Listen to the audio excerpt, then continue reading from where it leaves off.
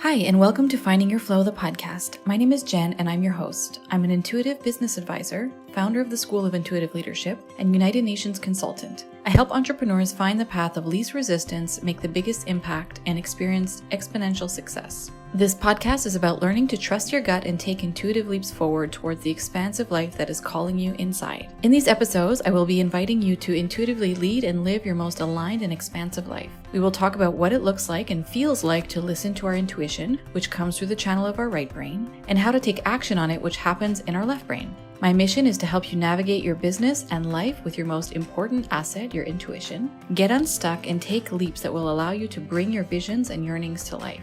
I want you to leave with aha moments, deep insights, clarity on your next steps, and more importantly, a reminder that the solutions and clarity you are seeking are right inside of you. Make sure to connect with me over at jenniferjaneyoung.com and join our community at theschoolofintuitiveleadership.com. Hi everyone, it's Jen and welcome back to the podcast. Well, I'm really excited today to be talking with Karin Freeland, and we are going to be continuing on our special series that is running until the end of the year called Say Yes to Your Yes, How to Trust Your Gut and Take the Leap in Business and in Life.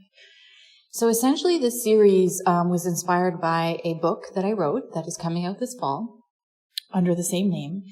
And I really wanted to take these next few months interviewing people who have actually, listened to their intuition, taken the leaps, and have a story to tell about it. Because, it's really nice to think about doing this kind of work in theory.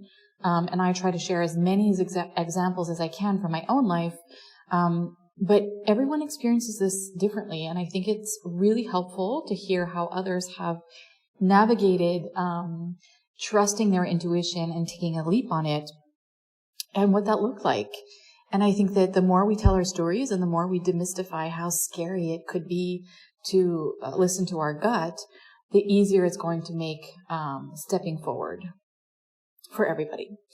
So Karin, I'm really excited to interview her because if you don't know already, I love books. I love authors. I love the publishing world. Anything that has to do with a book gets me really excited.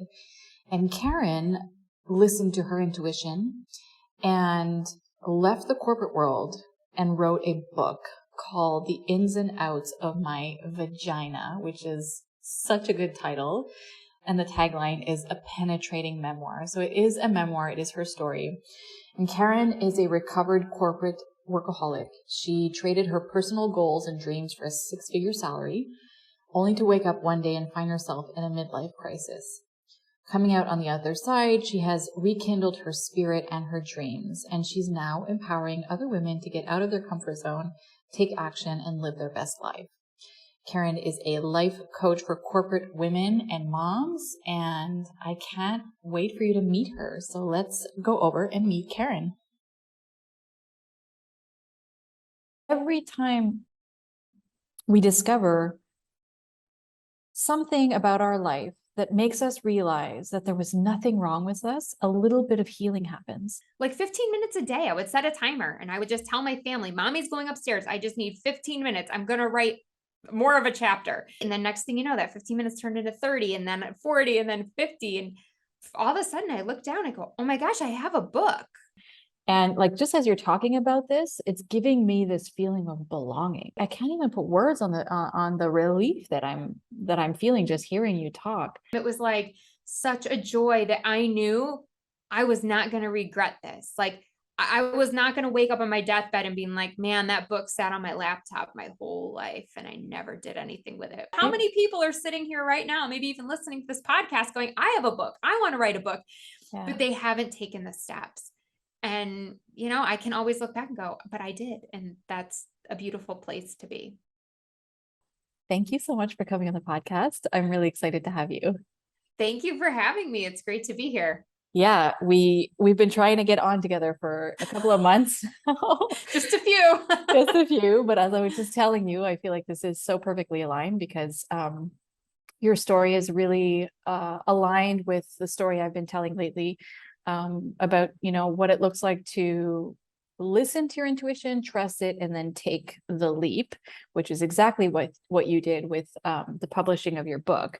So I kind of want to ask you first, because we always look at like the thing that the person ended up doing, right? Like the sort of final destination, the publishing of the book or the actual leap. But I find that the parts that we often forget to talk about is like that whole journey before we actually took the leap. So before you took this leap to write the book, what did your life look like? Yeah. It was very ideal for on paper, right? Like it was a beautiful life on paper. I was married and I had 2 children, had 2 healthy boys, and I had a decent house. It was nothing to write home about, but it was shelter. And could make my payments. So that was great. I was making 6 figures at work, had a nice little title, head of demand gen and field marketing for North America, right? Was kind of like what other people might look at and go, well, she's living the dream. She's got it all. She's doing everything. And really what I was going through was hopelessness, sad all the time, a lot of toxic anger that was like built up and usually directed at my kids. I prioritized work. So, every day kind of felt like Groundhog's Day.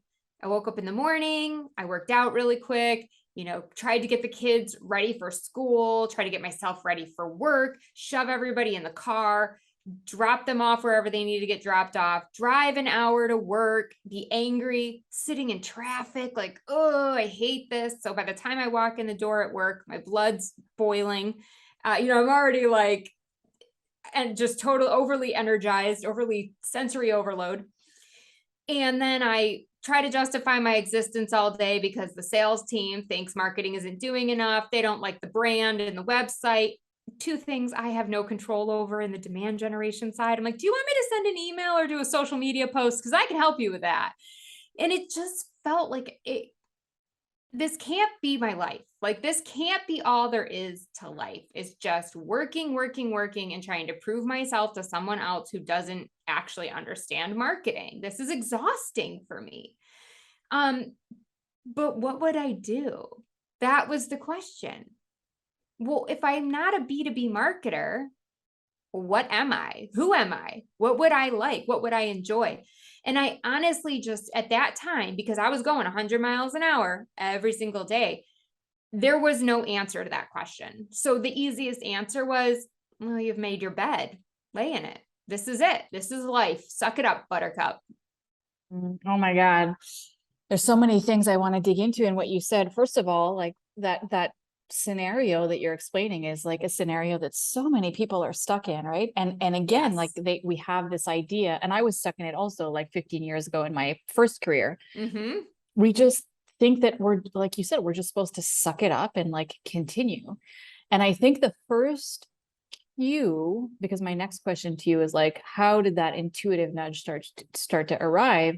One of the first cues, I think, is like that deep feeling of sadness and anger. Like sadness and resentment are usually a sign that there's something that's misaligned and that your soul is just so unfulfilled and tired. And those feelings are really valid. And like you said, when we're moving so fast and we don't take time to slow down, we can't hear our intuition. So it's like we're looking for that answer, but it's not coming because there's no space for it to come into, right? That's right.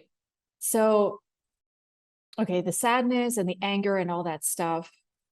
What was like the next intuitive nudge that you started to feel that was niggling and kind of guiding you forward?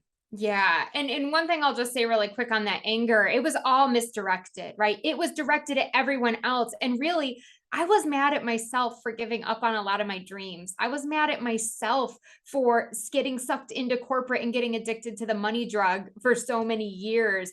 So, but I didn't know that at the time, right? Like I just felt anger and sadness, but I always took it out on other people.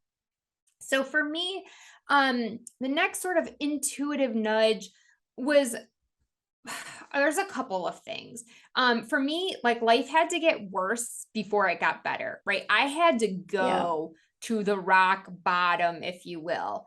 And Yeah. everybody's rock bottom looks different because there are other people who experience far worse life situations than I'm about to describe. But for me, that was my like, shake me to my core. So we had two deaths in the family within 4 months of each other. And while they were older and they lived great lives, it was the last of that generation. And so next up is my parents. And guess who's after that? Oh, crap, me, right? So I call it the oh shit moment. And I had this moment where I was like, I'm going to die and there's nothing I can do to stop it. And at that time, it was like this nudge of like, you're wasting your life. You're wasting your life. What are you going to do? Like, you have to make a change. But again, I felt stuck. I was frustrated. I didn't know what direction to go to. So I turned to the one thing that I'm typically turned to, which is alcohol. And so I drank a lot. And I guess it was like one night I was just sitting there drinking and I was mad at my husband about something. And I was like, I don't even know. Is this marriage working anymore? Is my life working anymore? Like, how is he so content? And I am so restless and frustrated all the time. And it just dawned on me. I'm like, he's upstairs sleeping peacefully. He has no idea I'm down here stewing. I'm drinking, expecting this to make my problems get better. And it only makes them worse. It only exacerbates them. Why am I doing this to myself? What am I hoping for? And it was really in that moment that I was like, I have to stop drinking. I cannot do this to myself. And it was a self-sabotaging behavior, right? I can't blame other people for not reaching my goals, when I'm sitting here drinking. Like, I'm not doing anything to help myself. So it just was this like real moment where I was like, this isn't what's meant for me. I'm not meant to sit around and become an alcoholic, which is basically what I was doing 7 days a week. It was awful. I And I love just, that you shared that. I love that you shared that because so actually I used to do the same thing when like before I really started to listen to my intuition consistently. mhm. I would wait a really long time, get really miserable.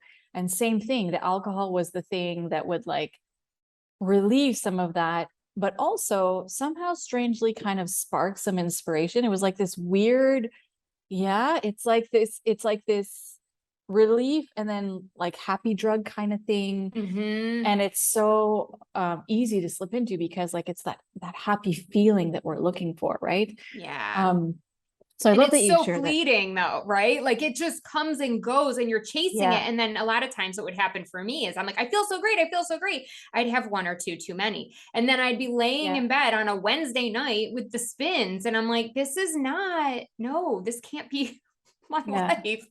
And then the next day is like obviously complete torture, Yeah. right? So Right. yeah. Yeah. So okay, just like to pause here and remind everybody, like we're all human. And this is Yeah. the thing about being in this human experience and our physical bodies is like life is hard sometimes, life is messy sometimes, and it's okay. It's through that mess that I think that there's a lot of magic and potential to find ourselves as well. Yes. Um, so, okay, I love this.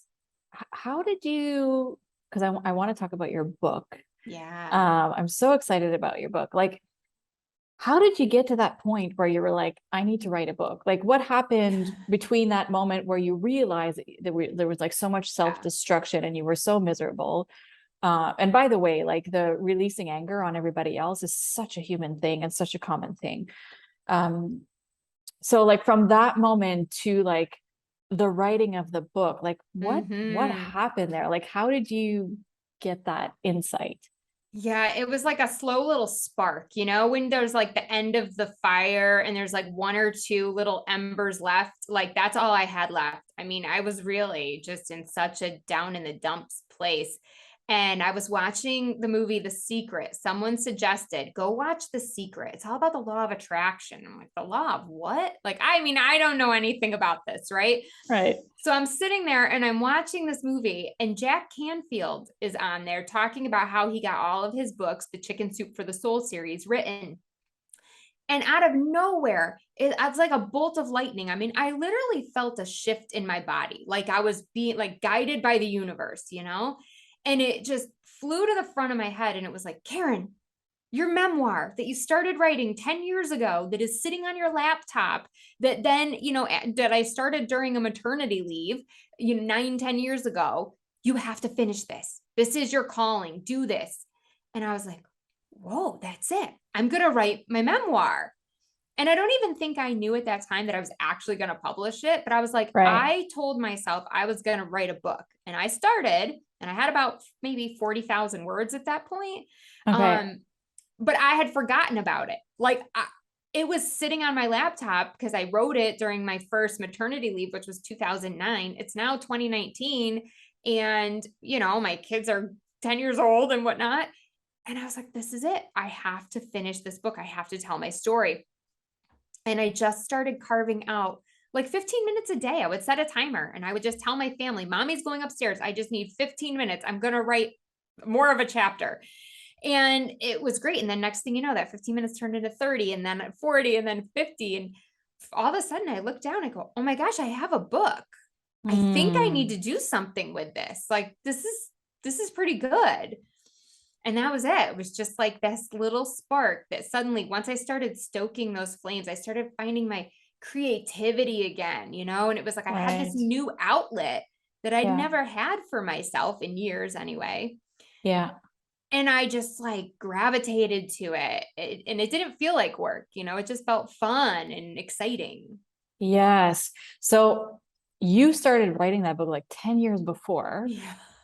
I didn't know that actually from Mhm. when we talked the first time. I didn't realize that you had started writing that 10 years before.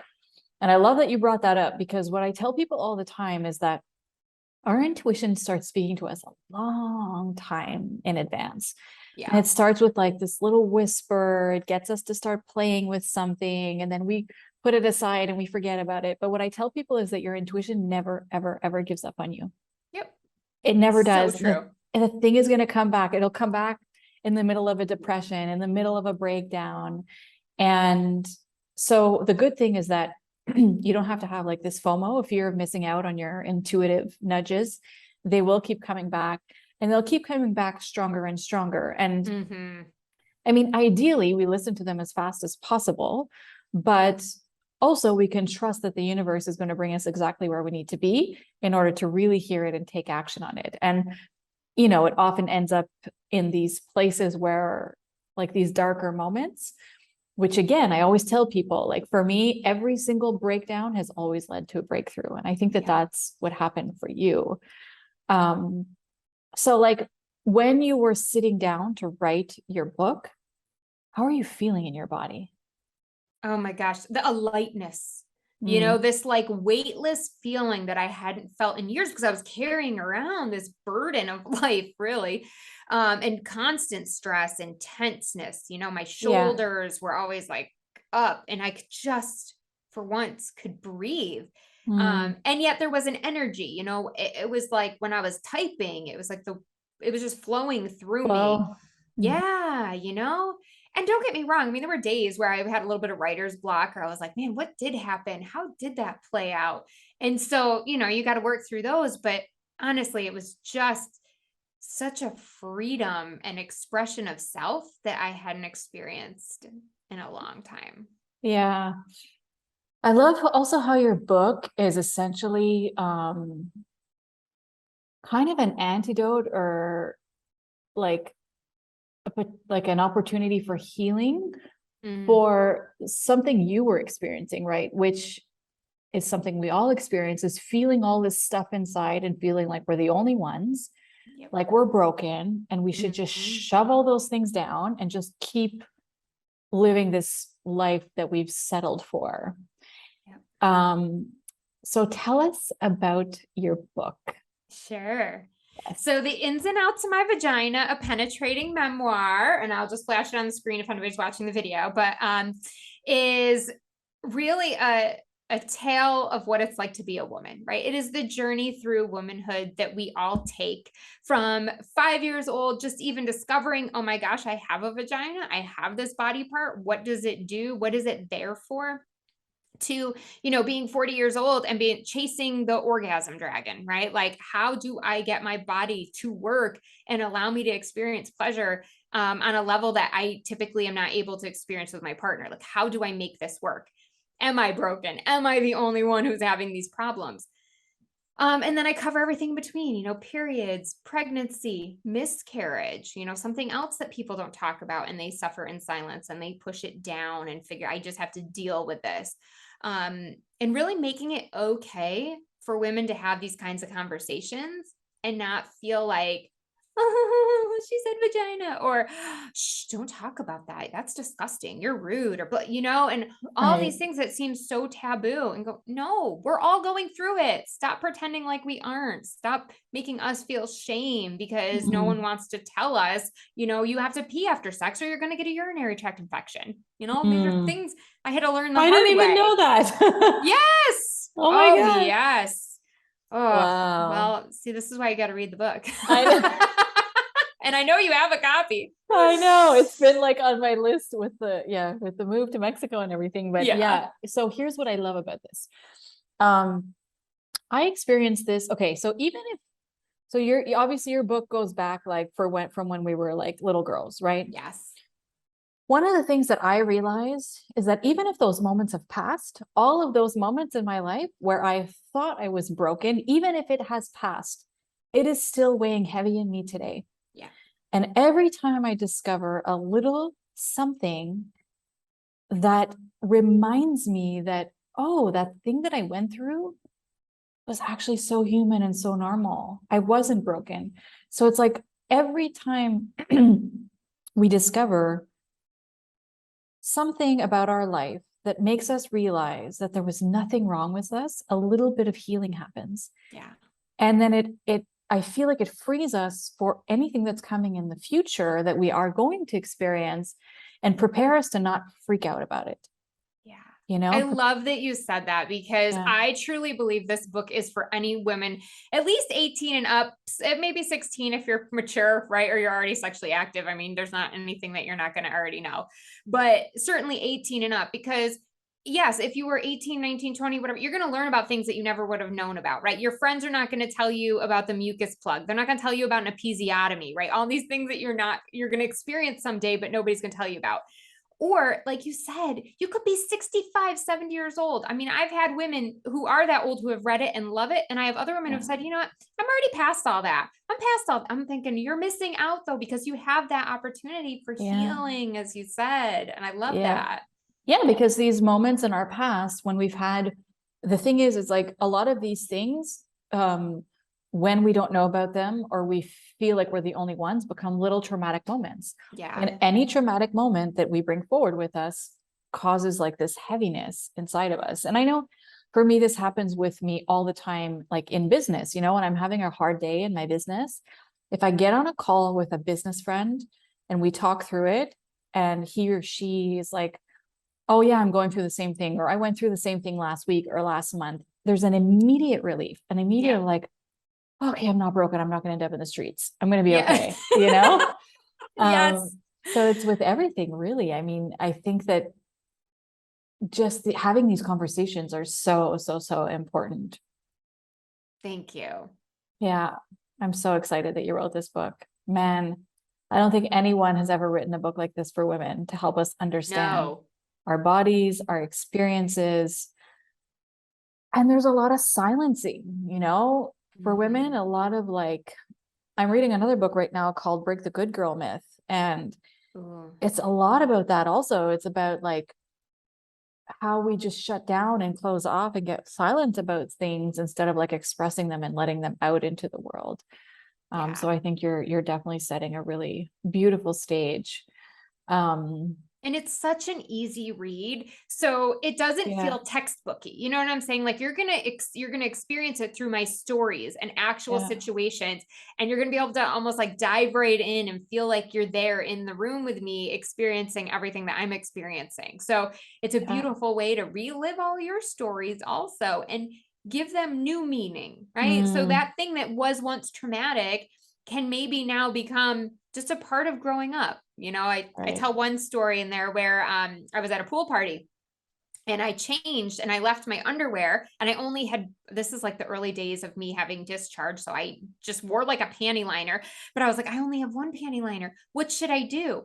Well, the proper thing to do would have been to throw it in the garbage and just go no panty liner for the rest of the day. But I didn't. But then the girls got my underwear and they started throwing it around and saying how disgusting it Oh. was and whose underwear are these? And it was like, not mine. Like, crap, I guess I'll just not wear underwear home. Like, I'm not going to fess up, but it's Right. this whole story. And so I know that there are other people who have had these embarrassing moments and things happen to them. And it wasn't easy for me to tell it. Right. I thought about taking some of these chapters out before publication, but No. exactly what a disservice that would have been, right? Yeah. But it is our own fear because these things we have felt carried shame around. I mean, that specific example I carried around until 30 years old. Oh my And the God. moment that I was able to let go of all that shame came from the most unlikely place. I was watching a comedy special. Amy Schumer, she was at the Apollo, and her I love opening her. joke, oh my God, so good. Her opening joke was she just wants to take off, her New Year's resolution was to just take off one pair of underwear and have it not look like she blew her nose in it. And I was just like, oh my gosh, I'm dying. I'm on the floor Oh, laughing hysterically. And my husband's just looking at me like, I don't get it. What? And I'm going, I don't need you to get it. But I'm going, yeah. oh, I felt so validated in that Oh, moment. And for one, I was like, all this time, I legit thought it was just me. Like I was oh. some unicorn. Yeah. Oh my God. Amy Schumer is the best for like putting truth out into the world. I totally Yeah. agree. Um, you know what I love about this? When we're going through life and experiencing things on our own, and we hold everything on our own and we don't share, we separate ourselves, right? So Mm, we all have this mm, desire to feel like we belong, right? yes. Like it's just it's in us, it's human. And by staying silent about our experiences, we cut ourselves off from that feeling of belonging. And like just as you're talking about this, it's giving me this feeling of belonging to a group of humans who experience things like I do. Mm. And just I can't even put words on the relief that I'm feeling just hearing you talk. Um, I'm so glad. yeah, I love that. I love that. I love that Jack Canfield initiated all this for you in that Right? movie. I would love to send him a copy of my book. You You should. did this. You know what? Thank you. I was actually on a Zoom call the other day with Jack Canfield, FYI. Yes, because I'm part of this like community. Anyways, I'll tell you about it after. But Yeah. he's co-leading this community with a couple of other incredible people and authors. And yeah, they do these regular Zoom meetings and he's in them and he was on it. So I was on a Zoom call with him the other day. And I love how there's always like this one person or like a thing we watch or a thing we read that like just sparks the inspiration. Yeah. So now that, okay, so you published the book. So I really love for people to like know like the before the intuitive nudge, the leap we Yeah. take, and then the after effect. So tell us about like what happened to your life? How did your life transform after you wrote the book and published the book? How did your life feel? What does your life look like now? Like just give us kind of like Yeah. a recap of all that. Yeah. And just quickly, so before the book was actually published, I got laid off from my job. And so it was, Woohoo! yep, right. It was very much the universe being like, we're done here. Your corporate days are over. You really need to take a step in this direction. And the only way that I know you're going to do it, because they know me, right? Like I'll just keep justifying working Yeah. and balancing too many things at once, was to push me out of the nest. And it was the best day of my life, really, because that's when everything really changed. And then I had time to write almost full time. And I picked up a little consulting just to have that runway, just to have that breather, that extra income. And I really could do both at the same time. And so now life is like a 180. We moved our whole family from New Jersey to South Carolina. We were able to buy a house just with cash because the market was so good after COVID. And so we don't have a mortgage. So that was a huge weight off of our shoulders. Now, a lot of financial gurus will say you should finance it and use the money that you make and blah, blah, blah. But no, we didn't want that. That didn't work for our family. We were like, we want to be scot-free because I don't want the pressure of having to come up with this mortgage or then the market tanking and that money evaporating. So for us, it just worked really well. So the stress is gone. I don't have to wear my night guard when I sleep anymore because I cracked so many teeth. I was grinding at night so hard. I used to have to wear this big chunky plastic night guard. And it kind of talk like this, it's really sexy. So like, hey, Good babe, times, good night. good times. Yeah. I have stopped drinking as much. I mean, don't get me wrong. I still indulge on the weekends here and there, but it's like, Right. now Different I'm intention. in control of it. Exactly. There is a different intention. Yeah. My children, I have such a better relationship with them and they notice the difference. They're like, we love mom, that stays home and works from home because this mom is fun. She's around, she's friendly. She's not yelling at us all the time. That misdirected anger is gone. And just, there is a joy, you hear this word joy a lot. And it's different than happiness. Cause trust me, I have hard days in my business too, right? There's a month that will go by. I think I was a month I sold zero, like nothing, not a single book, not a single book. And it was devastating in the moment, right? I was really upset at first, like, oh my gosh, this isn't working. What am I doing wrong? All the feels, right? But at the same time, it was like such a joy that I knew I was not going to regret this. Like I was not going to wake up on my deathbed and being like, man, that book sat on my laptop my whole life and I never did anything with it. What could have been, it was just this like joy of feeling like you went for it though, but you wrote a book though. Like, hello, how many people are sitting here right now, maybe even listening to this podcast going, I have a book. I want to write a book, but they haven't taken the steps. And, I can always look back and go, but I did. And that's a beautiful place to be. Yeah. Okay. There's two things I want to highlight about what you said. First of all, I'm going to say this with a lot of love. Fuck the gurus. If you spend your life looking for gurus and listening to gurus and following what gurus say, you are going to miss out on your aligned life. Yeah. I think teachers and coaches and gurus are there to help us realign with our intuition and like do what feels good in our body, give us information that we then get to decide, does this intuitively feel right or not? So I love that you did not listen to the financial gurus because you knew in your body what was best for you and your family. So that like mega high five for that. I love it. And I really want to highlight that because I think that there's a lot of people out there just like following the steps of what other people are telling them to do. And this is kind of like one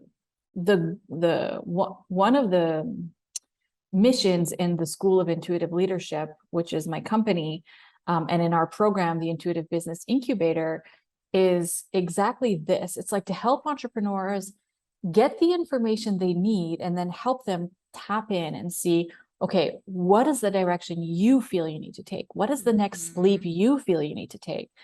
And so I think it's really important to highlight that.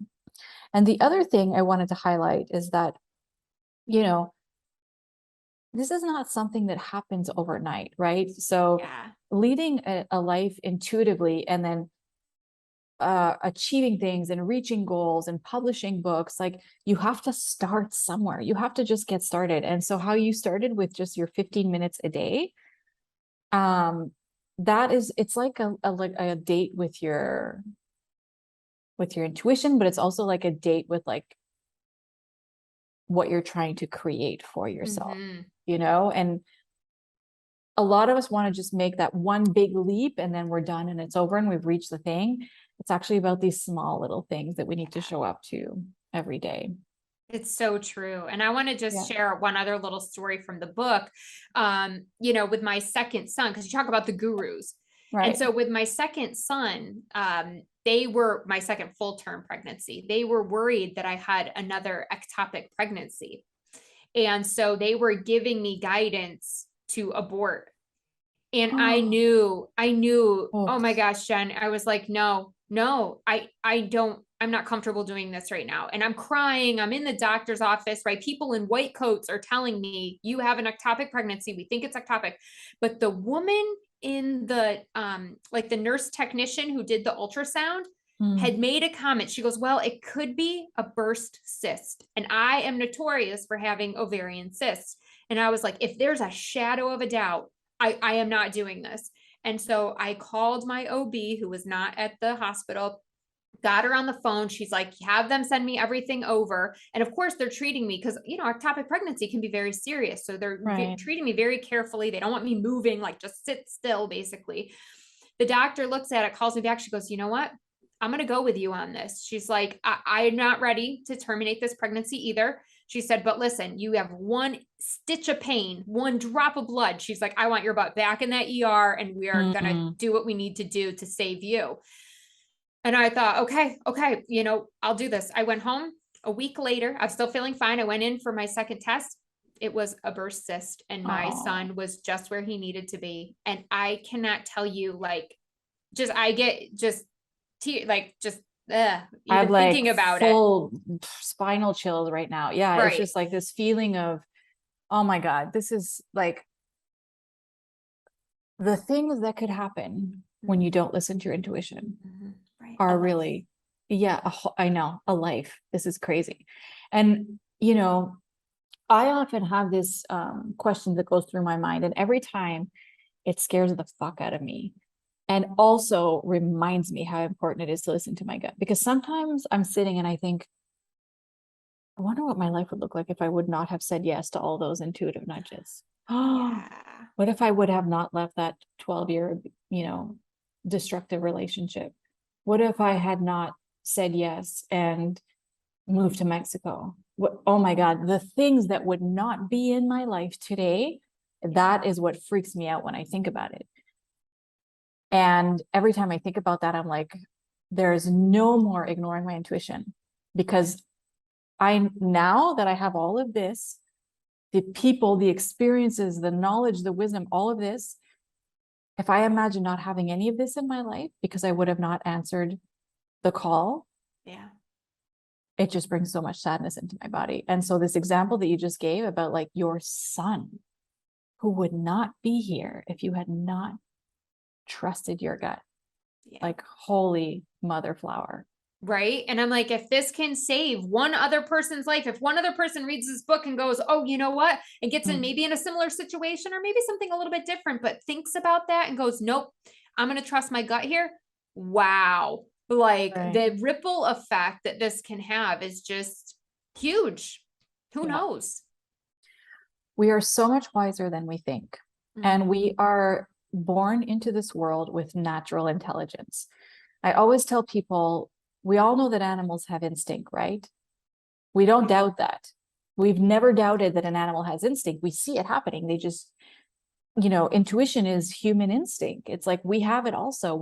There shouldn't be no doubt that we have that wisdom to do the right thing in the right moment. And so I really hope, obviously, all of these episodes, I really hope that it inspires people to like really trust that little voice or that thing that's trying to come through, and like at least get curious about it and start to like play with it and explore it and see where it can bring you. Because I've always said that, the pain of staying where I am, which is when I'm unfulfilled or unhappy, that pain is way worse than the fear of taking a leap and like messing something up. Right. So it has to be, for us to reach our full potential.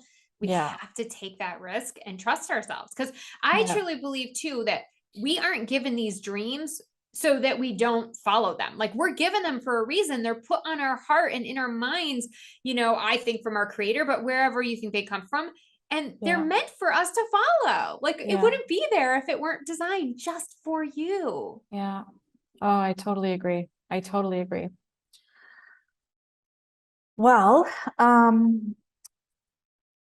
tell us who you work with, who you can help, and where people can find you. We're going to put all the links, obviously, in the episode description, but in case someone is just like, oh my God, I need to talk to Karin. How do you support women, right? Yeah, absolutely. Yes. So I am a certified life and reinvention coach, and I really help women to discover their purpose, own their power, and build a pathway to freedom, whatever that looks like, whether it's staying in corporate, moving to a different job, going to something more heart-centered like a nonprofit, starting your own business. I mean, the gamut is really wide. So most of the women that come to me are high achievers. They're really good at giving their friends advice. They're really good at running large teams. But when it comes to prioritizing themselves, they struggle. They struggle to put up those boundaries. They struggle to get unstuck and stop the ping pong. And they'll frequently say, oh, well, but it's not really that bad. It's pretty terrible and I'm miserable, but it's not that bad. I mean, I can hang in there a little longer, right? So there's this justification that's probably going on in your mind of why it's not really that bad. Maybe your confidence has been eroded. You've had bosses or coworkers or people who've, consistently put you down or challenged your work, and you're feeling like, well, maybe I'm not good enough. Maybe you're starting to believe the lies of the people that are around you. So a lot of the women, not all of them, but most of them are, in that director to VP level in their organization. But I've worked with women of all different backgrounds. So if it sounds like something that you want to do, you want to get unstuck, figure out which direction, will be good for you. Definitely you can check out my website, KarinFreeland.com. And the book, The Ins and Outs of My Vagina, A Penetrating Memoir, is available on Amazon and Barnes and Nobles and anywhere that books are sold. I will just share with people also, and this was important to me because when I was in corporate, I didn't feel like I had a big purpose. And so with the book, I knew I wanted it to have a bigger purpose. So a portion of the proceeds for every copy sold is going to go to Alliance for Period Supplies. And there's a little ad in the back of the book to tell you a little bit more about their work, that they help women in need, mostly lower income and women of color who cannot afford period products, get access to the products that they need. So they're mostly in the US right now. They have 125 chapters, but you're doing amazing work when you buy a copy of the book. Not only are you going to go through your own healing and your own journey, but you're also going to be helping other women to go on and have a great journey themselves. Oh my God, that's so beautiful. What a simple thing, right? I mean, just thinking of like, imagine being a woman and not being able to have access to these period things. Like, I think it's hard enough being a woman. Like, let's not make it harder by not being able to afford, period products. And exactly. It's exactly. tough. Yeah. So I just want to highlight one thing before we end off that you said that I think is so friggin' important. If that voice is going through your head, it's not that bad. If you are saying that to yourself, it is a justification for something that is really not okay for you. And I think that I have like chills as I'm saying this. I spent so many years of my life trying to convince myself that what the feeling that I had in my body that felt not right was not that bad. A relationship is not that bad. Oh, this job is not that bad. I shouldn't be complaining. I should just stay a little bit longer. If it wasn't that bad, you would not be saying that in your head. And so if that is going through your head, seriously contact Karin. Yes. I mean, that's your cue. So yeah, thanks for saying that. Yeah, thanks for pointing that out. Well, thank you so much for being here. It has been wonderful. I'm so excited to get this episode out into the world. And it's just always such a pleasure to talk with you. Yeah, likewise. Thank you for the opportunity. Thanks, Karin. Thank you so much for spending time with me on the podcast today. If you want to join us in leading your business and life intuitively to experience more ease, flow, and growth, check out theschoolofintuitiveleadership.com. I want to leave you with this little bit of wisdom. The actions you're not willing to take or the decisions you're not willing to make are the ones that will change your life. Trust your intuition, take the leaps, follow what you know to be true, even if it's not always easy or convenient. Because doing this will always bring you where you're meant to go next and allow you to step into the highest expression of who you came here to be. Your feedback and support means so much to me, so if you have a moment, please share your thoughts about the podcast by leaving a review or a testimonial. And if you're inspired, please share this episode with your friends and your community. I'll see you on the next episode.